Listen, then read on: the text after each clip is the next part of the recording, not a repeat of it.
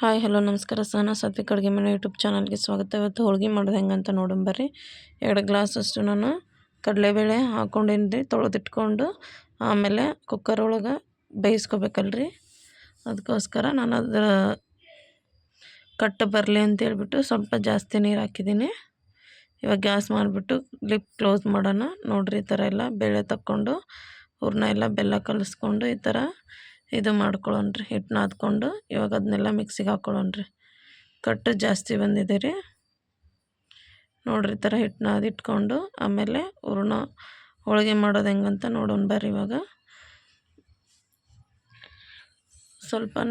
ಒಂದು ಸ್ವಲ್ಪ ಹಿಟ್ಟು ತೊಗೊಂಡು ಆಮೇಲೆ ಒಂದು ಉಂಡೆ ಥರ ಅದ್ರೊಳಗೆ ಇಟ್ಬಿಟ್ಟು ಈ ಥರ ಲಟ್ಟಿಸ್ಕೊಂಡೇನ್ರಿ. ಕವರ್ ನೋಡಿರಿ, ನಾವು ಯಾವುದಾದ್ರೂ ಕವರ್ ತೊಗೋಬೋದು, ಬಟ್ ಪೇಪರ್ ಈ ಥರ ಕವರ್ ಇರ್ಬೇಕ್ರಿ. ಅದ್ರೊಳಗೂ ಮಾಡ್ಬೋದು, ಇದ್ರೊಳಗೂ ಮಾಡ್ಬೋದು. ನೋಡಿರಿ ಈ ಥರ ಎಷ್ಟು ಚೆನ್ನಾಗಿ ಬಂದೈತೆ ಹೋಳ್ಗೆ.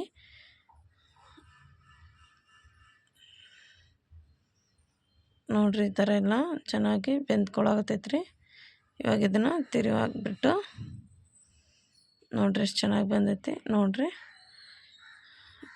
ಇದೇ ರೀತಿ ಎಲ್ಲ ಮಾಡಿಟ್ಕೋಬೇಕ್ರಿ. ಇವಾಗ ಇನ್ನೊಂದು ತೋರಿಸ್ತೇವೆ ನೋಡಿರಿ. ಒಂದು ಸ್ವಲ್ಪ ಹಿಟ್ಟು ತೊಗೊಂಡು ಅದಕ್ಕೆ ಹೂರಣ ತುಂಬಿಕೊಂಡು ಈ ಥರ ಲಟ್ಟಿಸ್ಕೋಬೇಕ್ರಿ. ಚೆನ್ನಾಗೆಲ್ಲ ಕಡೆ ಲಟ್ಟಿಸ್ಕೊಂಡು ಈ ಥರ ಬೇಯಿಸ್ಕೋಬೇಕು.